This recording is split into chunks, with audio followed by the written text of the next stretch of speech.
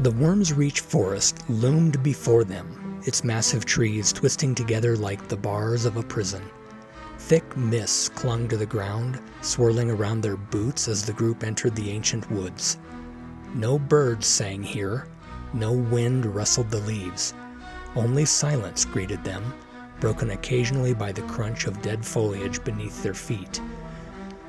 "This place feels wrong," Elric murmured, gripping the hilt of his borrowed sword. His eyes darted nervously from shadow to shadow, like it's watching us.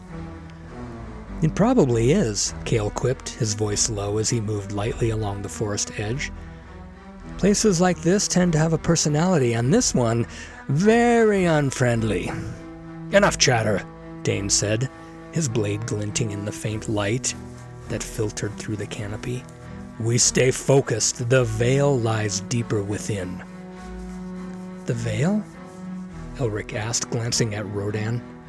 The skeletal mage walked near the front of the group, his glowing staff casting eerie green light on the trees. "What is it?" Rodan's hollow voice answered, calm and deliberate.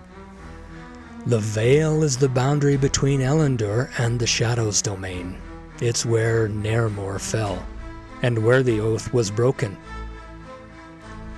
"And it's what protects the Shadow's heart," Lyra added, her voice steady despite the unease in her eyes. "No mortal has passed beyond it in centuries." "Then how do we get through?" Corin asked, adjusting the strap of his satchel. "With blood," Rodan replied grimly. "The veil demands a toll." Elric's stomach twisted. "A toll? What kind of toll?" "You'll find out soon enough," Rodan said, his tone making it clear that he would say no more. The deeper they ventured into Wyrmsreach, the darker the forest grew. The trees seemed to close in around them, their twisted branches forming grotesque shapes that clawed the sky. The air grew cooler, the faint whispers that had begun as they entered grew louder, more insistent. "Do you hear that?" Kata asked, her shield held high as her eyes scanned the darkness. "It's not your ears you're hearing with," Rodan said. "The veil calls to us. It wants us to turn back." "Not likely," Dane growled. His armored boots crushed the undergrowth with resolute steps. "I've come too far to be scared off by voices." But as they pressed on, even Dane's resolve began to waver. The whispers grew clearer, taking the form of words, accusations, pleas, and screams that echoed off from the depths of each hero's soul. Elric froze as a voice called his name, soft and familiar. "Elric," it whispered, barely audible above the wind. He turned, his heart racing. He saw a faint figure in the mist. A young girl, her hair flowing like a river of light. "Mara?" he whispered, stepping toward the apparition. "Don't!" Kata barked and grabbed his arm, yanking him back.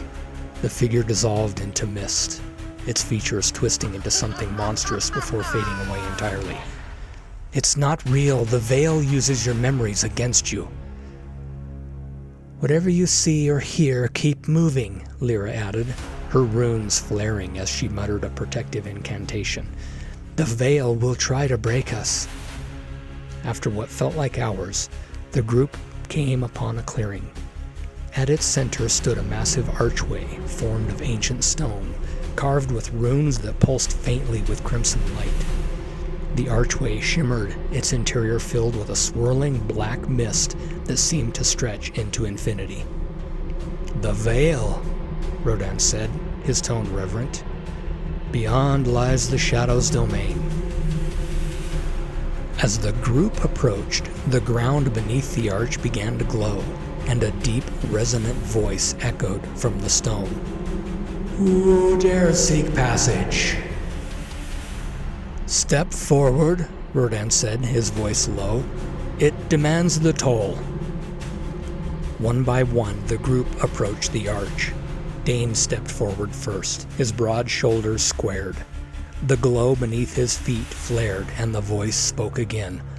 What do you offer, Dragon Slayer?